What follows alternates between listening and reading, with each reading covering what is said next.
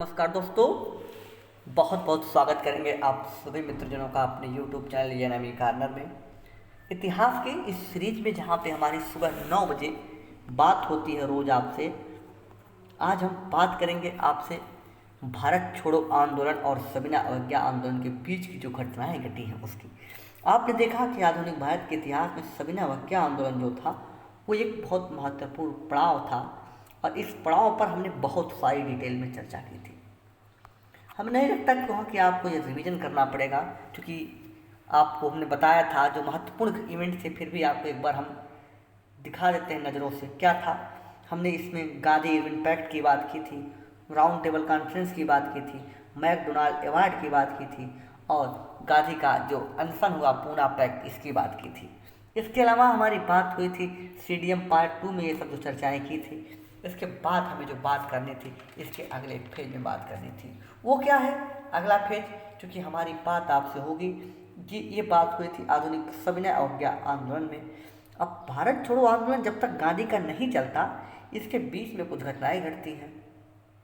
वो कौन कौन सी घटनाएं हैं उसे हमें जानना होगा और उसका महत्व क्या है ये भी हमें समझना होगा। तो आइए सबसे पहली घटना उसके बीच में जो होगी उसकी हम बात करें, क्या है वो। देखिए, इसके बीच समय 1932-34 के बाद, क्योंकि 34 तक चीज चलेगा सविनय अवज्ञा, 35 में पहली घटना हो रही है। तो आ जाइए ब्लू पेन से। 1935 का जो एक्ट अंग्रेजों ने लागू किया था वो एक्ट ही इसकी पहली एक घटना है। उसके अलावा कौन सी घटना होगी 1935 के बाद 1937 में घटना मेजर घटेगी, और वो 37 में क्या होगा 1937 का होगा जो कांग्रेस का चुनाव हुआ 1937 में वो। इसके अलावा तीसरी, अब यहाँ पे लगातार घटनाएं होंगी 37 के बाद फिर 38 में आपको याद होगा कि 38 में 1938 में होगा हरपुरा कांग्रेस, जहाँ पर सुभाष चंद्र बोस अध्यक्ष बनते हैं। 39 में आ जाएगा त्रिपुरी संकट, जहाँ पर सुभाष चंद्र बोस और महात्मा गांधी के बीच ठन जाती है। 39 में आप देखेंगे त्रिपुरी संकट हो जाएगा, जहाँ पर सुभाष चंद्र बोस दोनों एक दूसरे के सामने आते हैं, बताया हमने। उसके बाद 39 में ही द्वितीय वर्ल्ड वार शुरू हो जाएगा, द्वितीय विश्व युद्ध शुरू हो जाएगा। जितनी बातें 39 के बाद फिर आप 40 में देखेंगे, 1940 में आने के पे 1940 में होगा लिन-लिथगो प्रस्ताव। लिन-लिथगो प्रस्ताव आएगा और 1940 के बाद फिर देखेंगे 1942 में। अच्छा, 1940 में एक चीज़ और होगा, गांधी का एक सत्याग्रह होगा, ठीक है, और जिसे व्यक्तिगत सत्याग्रह के नाम से जानते हैं। और फिर 1942 में होगा आपका क्रिप्स मिशन भारत आएगा। तो जितनी सारी घटनाएं जिस क्विट इंडिया मूवमेंट और सीडीएम के बीच की हैं, तो एक एक इवेंट को हम उठाएंगे और आपसे चर्चा करेंगे। अच्छा, तो आज हम क्या चर्चा करेंगे आपसे, आज हमारी बात कहाँ से कहाँ तक होगी। आज हम जो बात करेंगे अपने इस वीडियो में, हम बात करेंगे आपसे, सबसे पहले हमारी चर्चा होगी आपकी 1937 के चुनाव के बारे में। जैसा कि आपको याद दिला दें कि 1935 का एक्ट है, जब हम डेवलपमेंट ऑफ एक्ट कॉन्स्टिट्यूशन की बात करेंगे, तो 1909 का भी हमने एक्ट छोड़ा है, 1919 भी छोड़ रखा है, ये सब को हम बात करेंगे। लेकिन अभी हमें बात करनी होगी किस पे, 1937 का चुनाव। एक बार फिर से आपको हम याद दिला दें, बहुत तेजी से हमें किस पे बात करनी है। हम बात करेंगे 1937 के चुनाव की, 1938 के हरिपुरा अधिवेशन की, 1939 के त्रिपुरी संकट की, 1939 में प्रथम वर्ल्ड वार की, 1940 के लिन-लिथगो प्रस्ताव या अगस्त प्रस्ताव की, 1940 में व्यक्तिगत सत्याग्रह की, 1942 में क्रिप्स मिशन की। इसकी हम चर्चा करेंगे। ये इतनी घटनाएं थी क्विट इंडिया मूवमेंट और सीडीएम यानी सविनय अवज्ञा मूवमेंट के बीच में, ठीक है। तो आइए सबसे पहले शुरू करते हैं द इलेक्शन ऑफ 1937। इसमें क्या हुआ ये आपके लिए महत्वपूर्ण है। ये देखेंगे 1935 का जो एक्ट आता है उसमें कुछ चुनाव संबंधित रिफॉर्म किए गए थे, उसी से रिलेटेड यहाँ पर बातें हमें करनी है। तो देखिए जो 1937 का चुनाव होता है, इस चुनाव में कांग्रेस ने बढ़ चढ़कर हिस्सा लिया और ये चुनाव टोटल 1585 सीटों पे हो रहा है। पहले इन्फॉर्मेशन। दूसरी चीज, इसमें टोटल 11 राज्य इस समय थे, 11 राज्य शामिल थे।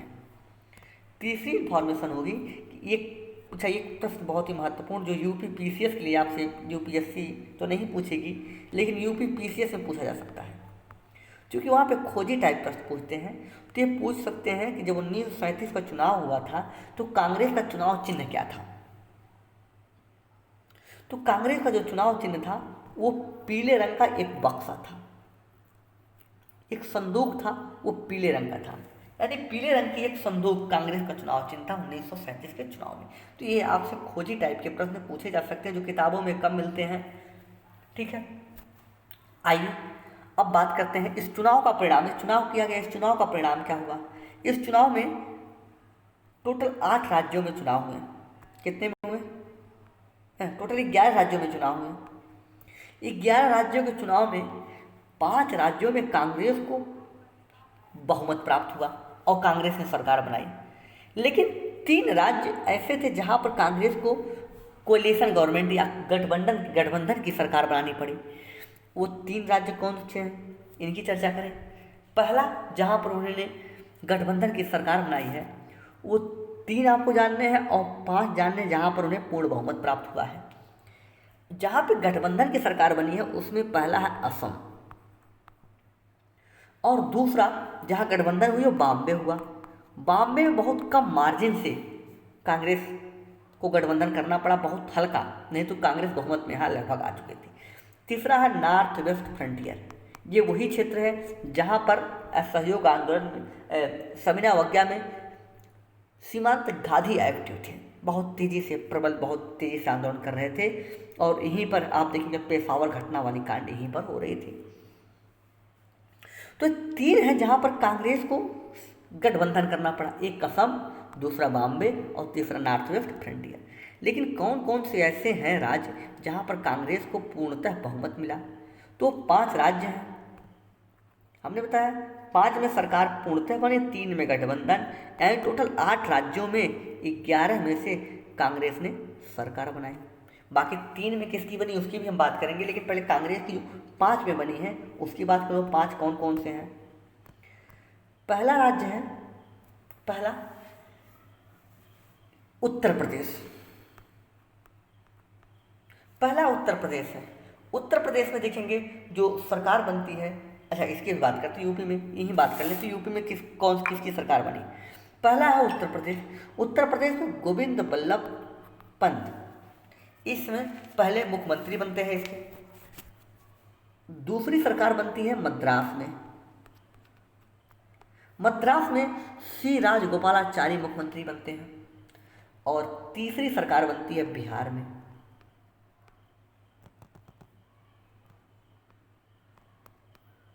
बिहार में तो बिहार में जो मुख्यमंत्री बनते हैं उनका नाम है श्री कृष्ण सिंह। राइटिंग बड़ी गंदी है, मुझे पता है इस बात की, जिससे आप लोगों को दिक्कत हो रही है। फिर से आते हैं, 3 की हमने बात की। पहले में हमने बात की आपसे, हमने बताया कि उत्तर प्रदेश में हमने बताया कि जो यूपी में पेन सही नहीं, यूपी में गोविंद बल्लभ पंत बनते हैं। बिहार में बताया, बिहार में श्री कृष्ण बन रहे हैं। और मद्रास में हमने आपसे बताया कि मद्रास में जिनकी सत्ता आ रही है वो थे सी राजगोपालाचारी। इनके अलावा ये तो आपको 4 मिल गए, यूपी मिल गया, मद्रास मिल गया, बम्बई मिल गया और बिहार मिल गया। ठीक है, देखिए बम्बई की हमने बात नहीं की, बिहार की हमने बात की है। देखिए फिर से, उत्तर प्रदेश में किसकी सरकार बन रही है? गोविंद बल्लभ पंत। बिहार में किसकी बन रही है? कृष्ण सिंह। और बम्बई में, जो बम्बई हमने बात की, बम्बई में बन रही है बीजी खेर की। ये बीजी खेर की सरकार बन रही है बम्बई में, और ये बम्बई में गठबंधन की सरकार होगी, हमने बताया था। लेकिन हम 5 की बात कर रहे हैं जो पूर्णतः बिना गठबंधन की बनी है। वो कौन सी हैं? थोड़ा सा पेन सही नहीं चल रहा है आज, कुछ दिक्कत आ गई। चलिए, एक यूपी है गोविंद वल्लभ पंत, एक बिहार है श्री कृष्ण सिंह, और एक है आपका मद्रास जहाँ श्री राजगोपालाचारी। ये तीन, दो शेष और बचे हैं। एक बचा है उड़ीसा। उड़ीसा में किसकी बन रही है? यहाँ बन रहे बी एन दास। पहले बी एन दास बनते हैं, ठीक है।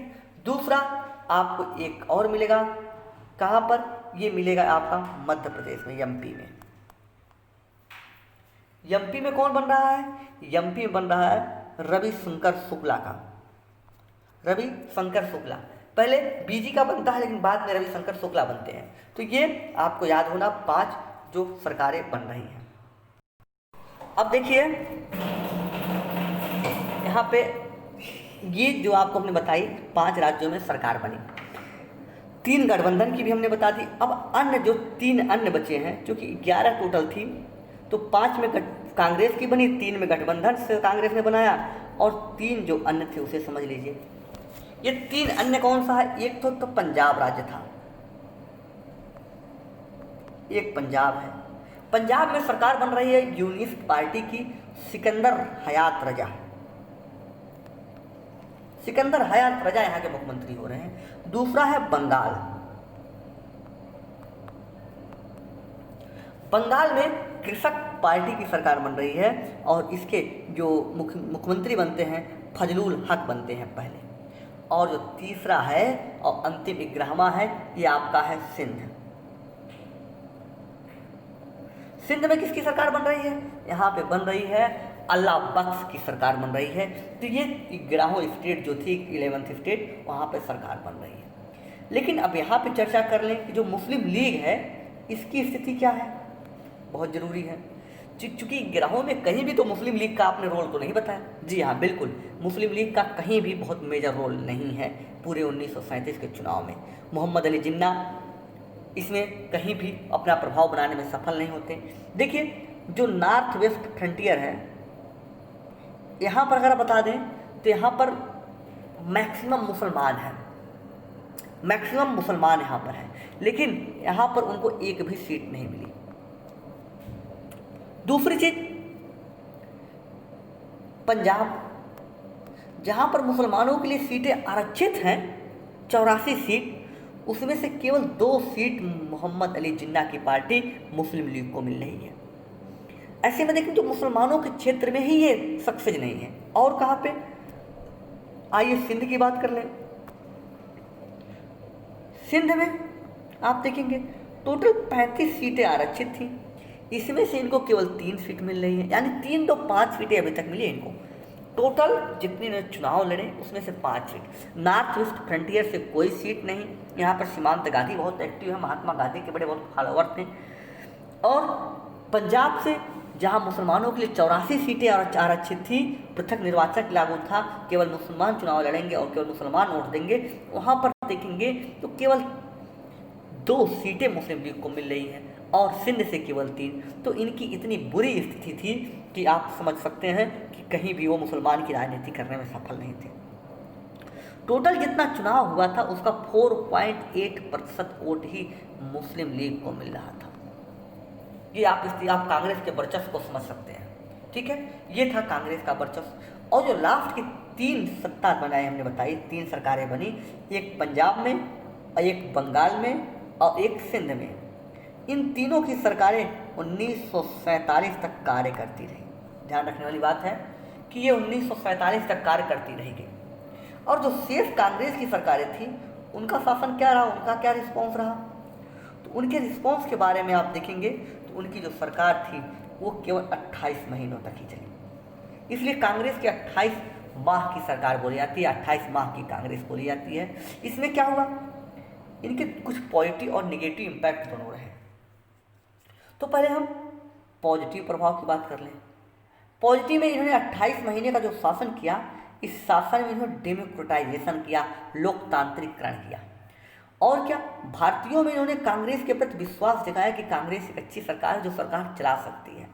और क्या किया, इन पर जो पॉलिसी थी, पॉलिसी में उन्होंने विशेष रूप से फोकस किया किनको, किसान को, मजदूर को, गरीब को, महिला को उन्होंने फोकस किया। ये कांग्रेस के 28 महीने के पॉजिटिव पॉइंट थे। तो नेगेटिव पॉइंट भी कुछ रहे होंगे, बेशक बहुत बड़े रहे। नेगेटिव पॉइंट की इनकी बड़ी आलोचना होती है। इन्होंने भ्रष्टाचार बहुत किए, यानी करप्शन, बहुत बड़े पैमाने पर इन्होंने करप्शन किया। और क्या किया, इन्होंने साम्यवादी जो अक्सर कांग्रेस के विरोधी हुआ करते थे, इनका दमन किया, इनकी बहुत बड़ी व्यक्तिगत दुश्मनी निकाली इनसे। और इतना ही नहीं, कुछ जो मंत्री बने थे वो अपनी व्यक्तिगत दुश्मनी निकालने में लगे हुए थे कि ये हमारा दुश्मन है व्यक्तिगत, इनसे हमारे ये झगड़े हैं, इसलिए इनसे हम व्यक्तिगत दुश्मनी निकालेंगे। आज हम पद पे हैं तो इनकी हम लाभ उठाएंगे पद का। तो ये व्यक्तिगत दुश्मनी निकालने में भी पूरा फायदा उठा रहे थे। कौन?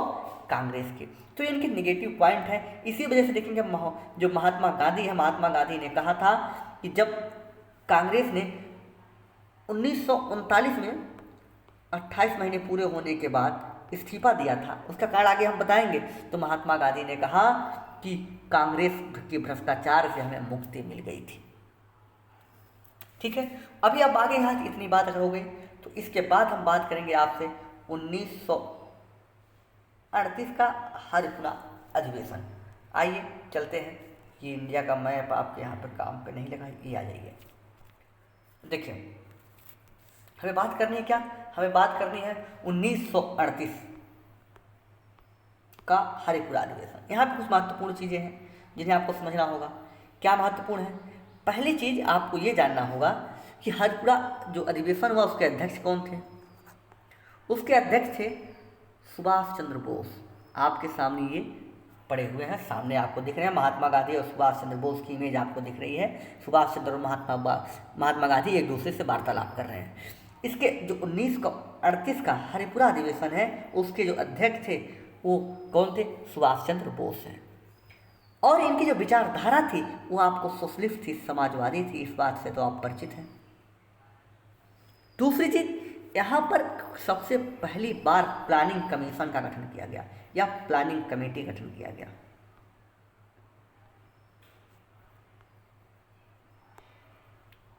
प्लानिंग कमेटी गठन किया गया। प्लानिंग कमेटी का गठन किसने किया?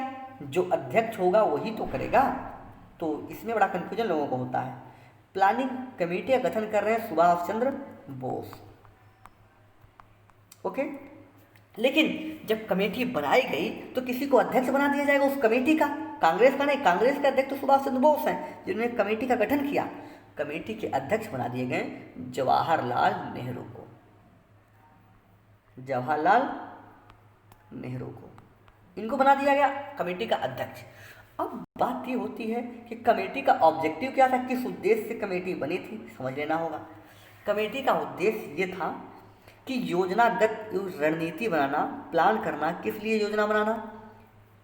कि विकास की रूपरेखा क्या हो, यानी योजनागत रणनीति द्वारा विकास की रूपरेखा तैयार करना इस कमेटी को दायित्व समझा गया, जिसके हेड कौन थे? जवाहरलाल नेहरू। कमेटी बनाई गई सुभाष चंद्र बोस के द्वारा। कब बनाई गई? 1938 के हरिपुरा कांग्रेस के अधिवेशन में। एकदम क्लियर होना चाहिए, क्रिस्टल एकदम क्लियर होना चाहिए, कोई दिक्कत नहीं है। अब इसके बाद समय आता है 1939 का। इसे यहाँ पे क्या समझना है आपको? यहाँ पे आपको समझना होगा कि 1939 में स्थितियाँ बदल जाती हैं। ये आपको 1939 यहाँ पर गांधी वर्सेस सुभाष, ये दोनों की स्थिति आ जाती है कि गांधी सुभाष के विरोधी हो जाते हैं, सुभाष गांधी के विरोधी हो जाते हैं। पहले ऐसे ही डायरेक्ट विरोध तो नहीं होता। 1938 से ही आप देखेंगे कि गांधीवादी विचारधारा के ऊपर दबाव बन रहा है समाजवादी विचारधारा का। और जो कांग्रेस है, ये कांग्रेस में समाजवादी विचारधारा प्रभावी है। क्यों? क्योंकि सुभाष चंद्र बोस समाजवादी विचारधारा के नेता थे। जवाहरलाल नेहरू अब बड़े हो चुके थे, वो भी समाजवादी विचारधारा से बहुत प्रभावित थे। उन्होंने 29 के अधिवेशन में कहा ही था, हमने बताया कि मैं स्वभाव से समाजवादी हूँ और मैं राजा महाराजाओं में विश्वास नहीं करता। तो ये अब तक जो समाजवाद का औरा था बड़ा होने लगा था। तो गांधीवादी जो विचारधारक थे या गांधीवादी जो सपोर्टर थे, उनमें और सुभाष चंद्र बोस के विचार सपोर्टर में एक मतभेद था, वैचारिक मतभेद सा उत्पन्न होना शुरू हो गया था। इसके बाद क्या हो रहा, जो वैचारिक मतभेद है, ये वैचारिक मतभेद का परिणाम ये हुआ कि जब 1939 का त्रिपुरी, नाम नोट कर लीजिए, त्रिपुरी अधिवेशन होता है, तो दोनों विचारधाराओं के मतभेद के कारण गांधी की ओर से, गांधीवादी विचारधारा की ओर से एक चुनाव लड़ने आते हैं सीतारमैया। पूरा नाम है इनका पट्टाभी सीतारमैया, और इधर से चुनाव लड़ रहे हैं सुभाष चंद्र बोस। दोनों में चुनाव होता है। चुनाव का परिणाम क्या होता है, पट्टाभी सीतारमैया चुनाव हार जाते हैं और सुभाष चंद्र बोस चुनाव जीत जाते हैं। और एक चीज़ ही नोटिस करने वाली बात है कि गांधीवादी विचारधारा में जो पट्टाभी सीतारमैया थे, इनका समर्थन गांधी ने खुलेआम तौर पर किया था। पट्टाभी सीतारमैया को टोटल जो वोट मिलते हैं 1377 वोट मिलते हैं, और सुभाष चंद्र बोस को 1580 वोट मिलते हैं। तो लगभग देखेंगे 203 वोट अधिक इनको मिल रहे हैं। अब हो क्या रहा है, इससे गांधी को बड़ी क्षति हुई, गांधी को मानसिक क्षति हुई। गांधी ने यहाँ पर स्वीकार किया कि ये पट्टाभी सीतारमैया की हार नहीं है, ये हमारी हार है। उन्होंने इस स्टेटमेंट कहा कि ये पट्टाभी सीतारमैया की हार नहीं बल्कि ये मेरी हार है। ऐसे में देखेंगे क्या हुआ, क्योंकि अब गांधी की बात आ गई।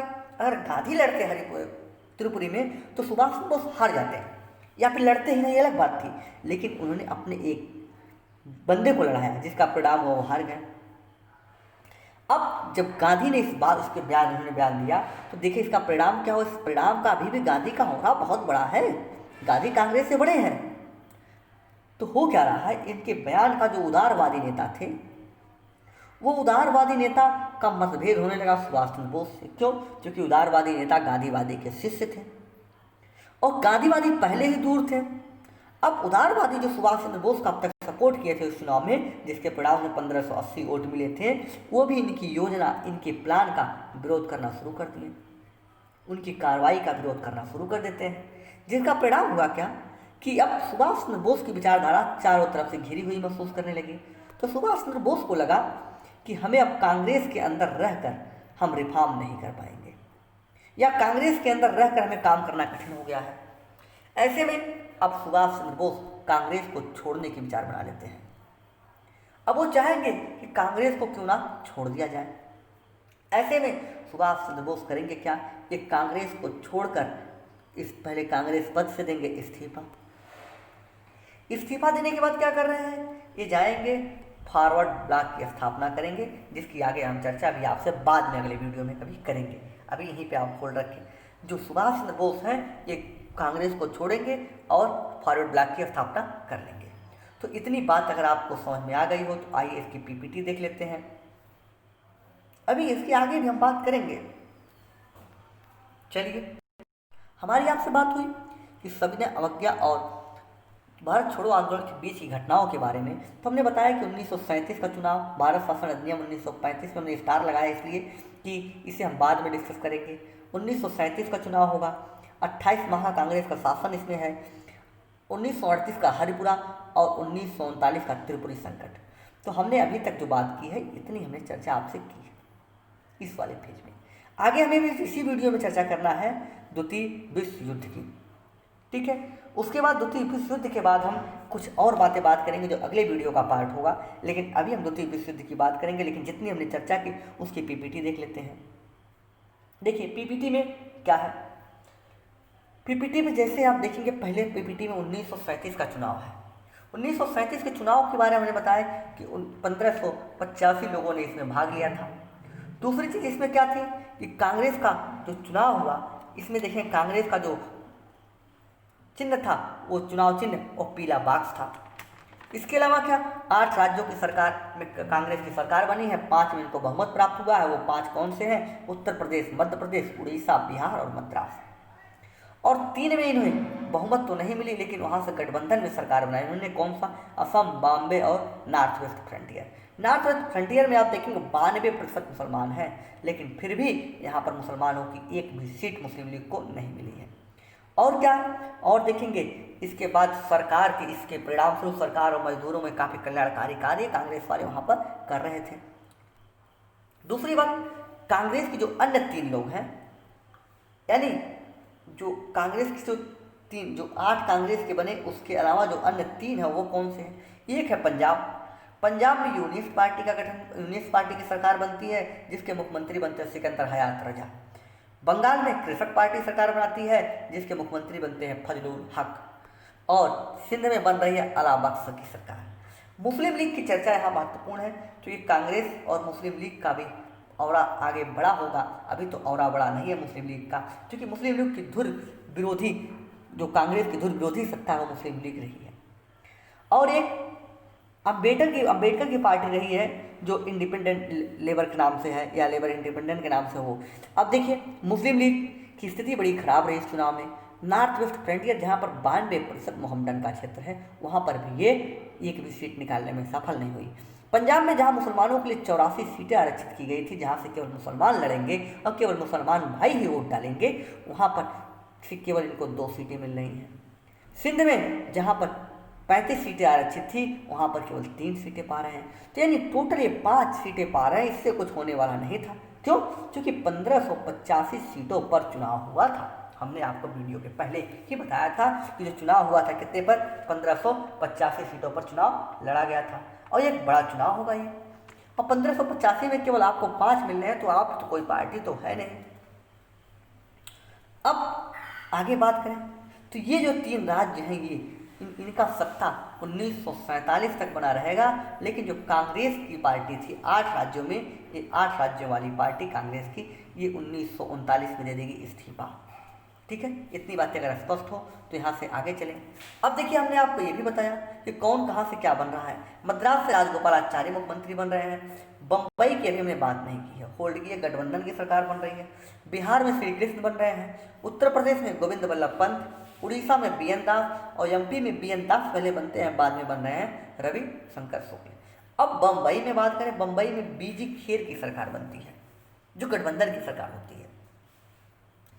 इतनी बातें अगर आपको स्पष्ट हो तो यहाँ से आगे चलें। अब 28 माह के जो कांग्रेस का शासन था उसके पॉजिटिव और निगेटिव पॉइंट की भी बात कर लें।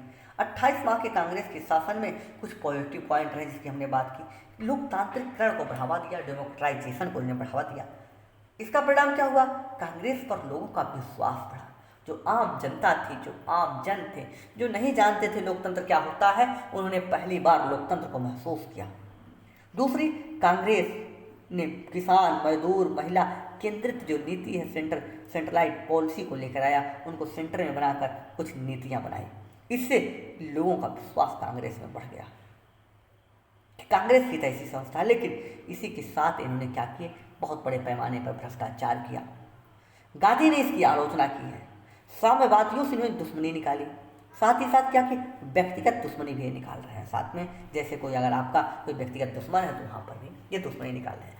इसके बाद हमारे बात की थी आपसे हरिपुरा अधिवेशन की। हरिपुरा अधिवेशन में 3 पॉइंट मशहूर हैं कि यहाँ का जो अध्यक्ष बनते हैं वो कौन है। यहाँ के अध्यक्ष राजबिहारी सुभाष चंद्र बोस हैं। दूसरा, यहाँ पर एक नियोजन समिति का गठन किया गया। इसके अध्यक्ष कौन है, इसका गठन कौन किया गया? इसके अध्यक्ष हैं जवाहरलाल नेहरू। किसके? नियोजन समिति के। और गठन किसने किया था? सुभाष चंद्र बोस ने। क्यों? क्योंकि ये कांग्रेस के अध्यक्ष थे। इसकी तीसरी जो पॉइंट आपको जाननी थी, ऑब्जेक्टिव। ये ऑब्जेक्टिव थे योजनागत रणनीति बनाकर विकास की रूपरेखा तैयार करना। इतनी आपको हरिपुरा कांग्रेस अधिवेशन से जानना है। इसके बाद महत्वपूर्ण आपके एग्जाम की दृष्टि से है त्रिपुरी संकट 1939 का। ये क्यों महत्वपूर्ण है? यहाँ पर जो कांग्रेस में 2 विचारधारा थी, एक गांधीवादी और एक समाजवादी, इन दोनों के बीच मतभेद की स्थिति आ जाती है, तनातनी की स्थिति बन जाती है। इसका परिणाम क्या होता है कि जो गांधीवादी विचारधारा की ओर से चुनाव लड़ते हैं पट्टाभी सीतारमैया, और समाजवादी विचारधारा की तरफ से चुनाव लड़ रहे हैं सुभाष चंद्र बोस। ये तीसरी बार कांग्रेस में मतभेद की स्थिति आ रही है। इसके पहले आपको हमने बताया कि जब सूरत विभाजन हुआ, नरमपंथी गरमपंथी में मतभेद हुआ था। उसके बाद जब स्वराज पार्टी का गठन हो रहा है 1923 में, तब भी मतभेद हो रहा है। और तीसरा मतभेद 1939 में हो रहा है। इसको लेकर UPSC में प्रश्न बनाए जा सकते हैं कि कांग्रेस के मतभेदों पर चर्चा करते हुए बताइए कब कौन कौन से हुए, टिप्पणी करें। तो ये आपको ध्यान रखना होगा, तीनों आपको एक फेज से नहीं बल्कि पूरे गांधीवादी आंदोलन से एक क्वेश्चन हो सकता था। अब देखिए, जो सुभाष चंद्र बोस उन्हें 1580 वोट मिले और जो पट्टाभी सीतारमैया इन्हें 1377 वोट मिल रहे हैं, यानी सुभाष चंद्र बोस विजयी हुए। पट्टाभी सीतारमैया की हार को गांधी ने स्वयं की हार बताया। अब क्या हुआ, इसका परिणाम क्या हुआ? जब गांधी ने स्वयं बयान दिया, इसका परिणाम यह हुआ कि उदारवादी नेता सुभाष चंद्र बोस से दूरी बना लिए। गांधीवादी पहले ही दूर थे, मतभेद चरम पर पहुंच गया। अब क्या हो रहा है? अब देखिए, और जो सुभाष चंद्र बोस की विचारधारा थी और कार्यक्रम था, इनका विरोध करना शुरू हो गया लोगों के द्वारा। अब सुभाष चंद्र बोस इससे बहुत ही अपने आप को महसूस किया कि कांग्रेस के भीतर रहकर अब कार्य करना बड़ा कठिन हो गया है। इससे क्या हुआ, सुभाष चंद्र बोस ने कांग्रेस के पद से दे दिया इस्तीफा और अब नए अध्यक्ष बनाए गए डॉक्टर राजेंद्र प्रसाद। ठीक है, इतनी बात आपको याद करनी है कि डॉक्टर राजेंद्र प्रसाद यहाँ नए अध्यक्ष बनाए गए। इसके बाद क्या हो रहा है, सुभाष चंद्र बोस ने नया संगठन बनाया, फॉरवर्ड ब्लॉक की स्थापना की। इतनी बातें अगर स्पष्ट हो तो यहाँ तक हमने आपसे अभी तक चर्चा की है। अब इसके बाद जो 1939 में एक घटना और होगी, 1939 में ही स्टार्ट हो जाएगा सेकेंड वर्ल्ड वार। तो आइए इसकी चर्चा कर लेते हैं। पहले चलते हैं पीपीटी पे। ये देखिए, सेकेंड वर्ल्ड वार या वर्ल्ड वार सेकेंड, इसकी क्या राजनीति है, इसे आपको समझना होगा। इसकी उत्पत्ति कैसे होती है, इसकी हम बात बताएंगे, और इसी के साथ हम बताएंगे कांग्रेस ने कैसे अपने पद से इस्तीफा दे दिया था, जितने हम कवर करेंगे आज के वीडियो में। ठीक है, तो आइए चलते हैं। देखिए, जो वर्ल्ड वार था, इसके प्रारंभ होने का कारण क्या था? प्रारंभ होने का कारण क्या था, आपको एक मैप के सहायता समझाने की कोशिश करेंगे कि आप इस मैप में आ जाइए। आपको एक यहाँ पर मैप दिख रहा होगा, जो राष्ट्र है, एक देश है पोलैंड, जहाँ पे वारसा है, और दूसरी एक राष्ट्र दिख रहा है यहाँ पर, दूसरा जर्मनी। जर्मनी ने 1 सितंबर 1939 को पोलैंड पर आक्रमण कर दिया, हमला कर दिया, और उसका रीजन में कुछ खास नहीं बताया। तो देखिए कि जो ब्रिटेन है, अच्छा पहले इस मैप में आ जाइए, यहाँ पे आपको चीज़ें और अच्छी जाएंगी। ये आपका पोलैंड है, ये आपका जर्मनी है। पोलैंड ने जर्मनी ने पोलैंड पर आक्रमण किया, और जर्मनी के विरुद्ध जो ये वाला हिस्सा है, ये आपका यहाँ पर ये वाला हिस्सा है, ये है ब्रिटेन। ब्रिटेन जर्मनी के खिलाफ युद्ध में शामिल हो गया कि हम भी युद्ध में शामिल हैं, और जर्मनी के खिलाफ पोलैंड का सहयोग कर रहा है। तो आइए फिर, अब जब पोलैंड के सहयोग में ब्रिटेन भी शामिल हो गया, तो ये द्वितीय विश्व युद्ध तैयार हो गया, यानी अब युद्ध शुरू हो गया, दोनों कई राष्ट्र लड़ना शुरू हो गए, गुटबंदी शुरू हो गई। इसमें देखेंगे कि जब ये बना था ये स्थिति, इसी समय भारत में जब जगह जगह से कई राष्ट्र एक दूसरे से शामिल हो रहे थे, तो भारत का जो वायसराय था लिनलिथगो ने घोषणा की कि इस युद्ध में भारत भी शामिल है। किस तरफ से? पोलैंड की ओर से या इंग्लैंड की ओर से। जर्मनी के खिलाफ ये भारत भी शामिल है। अच्छा, जर्मनी और दोनों में जर्मनी के खिलाफ भारत क्यों जा रहा, सहयोग करेगा न चाहते हुए भी? क्योंकि जर्मनी में आप देखेंगे यहाँ पर फांसीवाद है। कभी जब विचारधारा वाली बात करेंगे तो हम बताएंगे कि फांसीवाद क्या होता है, नाजीवाद क्या होता है। तो अगर फांसीवाद और नाजीवाद और वर्सेस अंग्रेजों के गुलाम में चयन करना हो, तो भारतीयों को अंग्रेजों का गुलामी बल्कि मंजूर थी, क्योंकि फांसीवाद और नाजीवाद, हिटलर जैसे सत्ता और कठिन थी। वहाँ पर यहाँ तो लोकतंत्र के कुछ ऑप्शन भी आपको नज़र आ रहे थे, हो सकते थे, लेकिन जर्मनी जो फांसीवाद और नाजीवाद था, उस समय ऐसी चीज़ें बिल्कुल भी सोचने योग्य, कल्पनाशील में नहीं थी, कल्पना में नहीं थी। तो ये स्थिति हो रही थी सेकेंड वर्ल्ड वार में। दोनों ने एक दूसरे पर लड़ाई शुरू कर दी। जो ब्रिटेन है यह भी शामिल हो गया पोलैंड की तरफ से, और पोलैंड की तरफ से जर्मनी के खिलाफ, और भारत को भी इसने शामिल कर दिया। लिनलिथगो ने घोषणा की कि भारत भी इसमें शामिल है। लेकिन जब भारत को इसमें शामिल कर लिया गया, तो एक प्रश्न उठता है, वो क्या? कि कांग्रेस ने सवाल उठाया कि क्या आप अपनी मर्जी से शामिल हुए हैं या किसी की सहमति भी लिए हैं।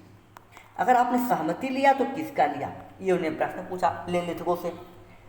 लिनलिथगो चूंकि उन्होंने किसी से सहमति लिया नहीं था, कांग्रेस जो कि 8 राज्यों में सरकार बनाई थी, जो कि एक पूरे भारत में 11 राज्यों में से 8 राज्य की सरकार एक वैल्यू रखती है, तो उन्हें पूछा कि आप जो 3 राज्य शेष हैं, जो पंजाब में सिकंदर हया है, बंगाल में कृषक पार्टी है और सिंध में अल्लाह बख्श हैं और फजलुल हक यानी बंगाल वाले, क्या उनसे सहमति ली। तो चूँकि सहमति उन्होंने किसी से ली नहीं थी, उन्होंने अपने ही मन से घोषणा कर दी थी, तो ये जवाब उचित दिया नहीं। कांग्रेस को उचित जवाब न मिलने के कारण कांग्रेस ने क्या किया, कांग्रेस ने दे दिया इस्तीफा। कांग्रेस ने जितनी सरकारें थी 8 राज्यों में बनी, 8 राज्यों की सरकारों ने इस्तीफा दे दिया। और कब दे रहे हैं ये समय आपको बता दें, दिसंबर 1939 का 1939 में दे रहे हैं इस्तीफा। ठीक है, नोट करने वाली बात यहाँ पर क्या है, यहाँ पर यह है कि जो शेष 3 सरकारें हैं इन्होंने इस्तीफा नहीं दी है, ये 1947 तक सरकारें में सत्ता में बनी रहेंगी। ठीक है, कांग्रेस ने जब इस्तीफा दिया तो इसका परिणाम क्या हुआ, कई जगह इसकी आलोचना की गई और कुछ जगह इसकी तारीफ भी की गई। जो कांग्रेस सपोर्टर उन्होंने तारीफ की तो उन्होंने कि अंग्रेजों के बिना पूछे आपने किया, तो ऐसे में आपने अच्छा किया, बुरा नहीं किया। लेकिन इसकी आलोचना क्या हुई, गांधी ने भी इसकी आलोचना की है, ध्यान देने वाली बात है, तारीफ भी गांधी ने की, आलोचना भी की है। गांधी ने आलोचना में कहा कि कांग्रेस के भ्रष्टाचार से मुक्ति और हमें राहत मिली, क्योंकि कांग्रेस भ्रष्ट हो चुकी थी इस समय तक। और दूसरे आप देखेंगे और कौन इनकी आलोचना कर रहा है, और इनकी आलोचना करने के लिए आ रहे हैं मोहम्मद अली जिन्ना और कौन, B.R. अम्बेडकर। B.R. अम्बेडकर और मोहम्मद अली जिन्ना ने इसको मुक्ति दिवस के रूप में बनाया कि हम इनकी करप्शन से, इनकी ब्राह्मणवादी मानसिकता से अब मुक्त हो चुके हैं, आज़ाद हो चुके हैं, हमें अंग्रेज़ों की सत्ता मंजूर है। ऐसा कहने वाली विचारधारा कौन थी, मोहम्मद अली जिन्ना और B.R. अम्बेडकर की। ये जो द्वितीय विश्व युद्ध था उसका परिणाम हमारे सामने देखने को मिला। ये आपको सामने एक मैप रखा हुआ है, जिस मैप में आप देख सकते हैं कि ये पूरे विश्व के देश हैं और जो द्वितीय विश्व युद्ध जो लड़ा गया वो यहाँ के मुद्दे पर। यहाँ पर आपको मिलेगा ये पोलैंड है और ये जर्मनी है, ये इंग्लैंड है और ये इंडिया यहाँ से जाकर लिथुआनिया ने शामिल कर लिया था केवल अपने मर्जी से। भारत न चाहते हुए भी अंग्रेजों का साथ कर रहा था। भारत विरोध भी कर सकता था कि हम नहीं करेंगे, क्यों, क्योंकि उन्हें भारत के लोगों को या कांग्रेस को अब चयन करना था क्या, कि नाजीवाद और ब्रिटिश गुलामी में आप किसका चयन करेंगे। तो नो डाउट ऐसे में चयन नाजीवाद का नहीं किया जा सकता, हिटलर की तानाशाही का नहीं किया जा सकता, बल्कि आप केवल आपके पास ऑप्शन एक ही था। लेकिन इसीलिए उन्होंने केवल नाराजगी व्यक्त की कि हम नाराज हैं कि आपने हमसे पूछा नहीं, आपने गलत नहीं किया, इस बात की नाराजगी थी। ठीक है, तो इतनी बातें आज की वीडियो में हमें करनी थी। आइए आज की जितनी पीपीटी है उस पीपीटी को देख लेते हैं एक बार। जितनी हमने बात की उनको कुछ हमने समराइज करके नोट्स में लिखा होगा। हमारी आपसे बात 1937 तक हो चुकी थी, यहाँ से आगे चलेंगे। देखिए, जो सेकेंड वर्ल्ड वार है ये प्रारंभ होता है कब, 1 सितंबर 1939 को जर्मनी ने पोलैंड पर आक्रमण कर दिया था, हमला कर दिया था और ब्रिटेन ने जर्मनी के विरुद्ध घोषणा की कि हम भी जर्मनी के विरुद्ध युद्ध लड़ रहे हैं। उसके अलावा क्या हुआ, वायसराय लिनलिथगो ने जब ये घोषणा हुई तो इन्होंने क्या किया, तो भारत को भी घोषणा की कि भारत भी इस युद्ध में शामिल है। तो कांग्रेस ने इनसे सवाल किया कि किसकी अनुमति से आपने लिया भाई प्रश्न डिसीजन है, उन्हें कोई जवाब नहीं दिया। परिणाम स्वरूप कांग्रेस ने दे दिया इस्तीफा। कब दिया, दिसंबर 1939 में। कांग्रेस की जितनी सरकारें बनी थी 8 राज्यों ने इस्तीफा दे दिया। 3 सरकारें बची रही, कहाँ की, एक बची रही पंजाब की सिकंदर हयात खां की, एक बची रही बंगाल की, बंगाल में फजलुल हक की, और एक सिंध में अल्लाह बख्श की। इन्होंने इस्तीफा नहीं दिया। अब इस्तीफा अगर इन्होंने नहीं दिया तो इनकी सरकार कब तक चलेगी, इनकी सरकार चलेगी अंत तक। ठीक है, आइए इसके बाद देखते हैं। इतनी बातें अगर स्पष्ट हो गई तो आगे चलते हैं। कांग्रेस ने इस्तीफा दिया तो गांधी ने इसकी आलोचना की, कहा कांग्रेस भ्रष्टाचार से मुक्ति से मेरा हाथ मिल गई। और क्या हुआ, कांग्रेस जो है, जो सेकंड वर्ल्ड वार था, इसको इनके पास दो इशू थे, फांसीवादी और नाजीवाद वर्सेस ब्रिटिश। तो इनके पास दोनों बड़ा ही डायलेमा उत्पन्न हुआ कि हम किसके, द्वंद्व उत्पन्न हुआ कि हम किसके साथ जाएं। तो ऐसे में उनको ब्रिटिश के साथ ही रहना था, लेकिन नाराज़गी ब्रिटिश से बनी रही। क्यों? क्योंकि बिना अनुमति के उन्होंने उसे शामिल कर लिया। जब कांग्रेस ने इस्तीफा दिया तो जो मुस्लिम लीग है, यानी मोहम्मद अली जिन्ना और BR अम्बेडकर ने, इन दोनों ने मुक्ति दिवस के रूप में इस दिन को मनाया। ठीक है, तो इतनी बातें थी आज के वीडियो में। तो आज बस इतना ही, मिलेंगे आपसे अगले वीडियो में। लेकिन अगर अभी तक आपने हमारे YouTube चैनल को सब्सक्राइब नहीं किया है तो प्लीज़ दोस्तों, आपसे अनुग्रह है कि आप हमारे YouTube चैनल को सब्सक्राइब करें, अधिक से अधिक लोगों तक शेयर करें, जिससे इसका लाभ अधिक से अधिक लोगों को मिल सके। आपको और बता दें कि हमारे YouTube चैनल पर जो आप जब भी अगर आपको नहीं लिंक मिलता है तो आप जाइए हमारे YouTube चैनल पर, कहीं भी YouTube पर जाइए और सर्च कीजिए NME कॉर्नर। ऐसे आप सर्च करेंगे, NM स्पेस देंगे, लिखेंगे E और फिर लिखेंगे कॉर्नर करके आप अपने YouTube पर सर्च कीजिए। सर्च करने के बाद आपको हमारा YouTube चैनल खुल जाएगा, वहाँ से आपको सारे लिंक मिलने से शुरू हो जाएंगे। आप देखेंगे हमारे YouTube चैनल का जो लोगो है, ये हमारा लोगो है। इस लोगों को आप पहचान लीजिए, एक आदमी बैठा हुआ है, बच्चा स्टूडेंट जो पढ़ रहा है, बीच में GS लिखा हुआ है। और आपको जानकारी के लिए बता दें कि हमारे पास इस समय 3 क्लासेस कंटिन्यू चल रही हैं। एक सुबह 9 बजे जहां पर आप इतिहास से जुड़ते हैं, जो आज की क्लास में आप हमसे जुड़े हुए हैं। दूसरी 2 बजे जहां पर आप हमसे जुड़ते हैं उत्तर प्रदेश स्पेशल के बारे में। और एक तीसरा 8 बजे जहां पर हम आपसे करंट अफेयर डिस्कशन करते हैं। तो तीनों क्लास आपके लिए बहुत ही महत्वपूर्ण है। क्यों? क्योंकि आप जो बेसिक जिनको पढ़ना है, जो अभी तैयारी में जुड़े हैं, वो 9 बजे की क्लास करें, और जिनको रिवीजन करना है वो 9 बजे की क्लास करें। और जो एग्ज़ाम दे रहे हैं, चाहे वो UPPCS हो, चाहे RO हो, वो जुड़े 2 बजे वाले UP स्पेशल से भी, यानी उनके लिए ये भी अनिवार्य है, ये भी अनिवार्य है। और तीसरा जो 8 बजे लेकर आ रहे हैं, वो उनके लिए विशेषता है जो एग्ज़ाम हाल ही में दे रहे हैं, खास करके जहाँ जो RO दे रहे हैं, ARO दे रहे हैं, साथ ही साथ UP स्पेशल दे रहे हैं, उनके लिए ये बहुत ही महत्वपूर्ण है। क्यों? क्योंकि यहाँ पर हम करंट अफेयर का पूरा डिस्कशन करते हैं डिटेल में, और इसे हम क्वेश्चन आंसर फॉर्म में डिस्कस करते हैं। हम लेकर आते हैं स्पेशली कम से कम 20 प्रश्नों की एक सीरीज, जिसको आपको हम WhatsApp और टेलीग्राम पर भी आपको अपलोड करते हैं, और उसके बाद वीडियो में हम डिस्कशन भी इस क्वेश्चन का करते हैं। आपको शायद वीडियो के बाद 8 बजे के बाद ये क्वेश्चन आप लोगों को अपलोड कर दिए जा रहे होंगे हमारे स्टाफ की सहायता की, स्टाफ की ओर से। तो हमें उम्मीद है कि आप लोगों को ये सेशन पसंद आया होगा। लाइक कीजिए अधिक से अधिक दोस्तों, इस सेशन को दोस्तों तक शेयर कीजिए, और दीजिए आज्ञा अपने मित्र रमेश चंद्र को। मिलेंगे आपसे अगले वीडियो में। जय हिंद, जय भारत।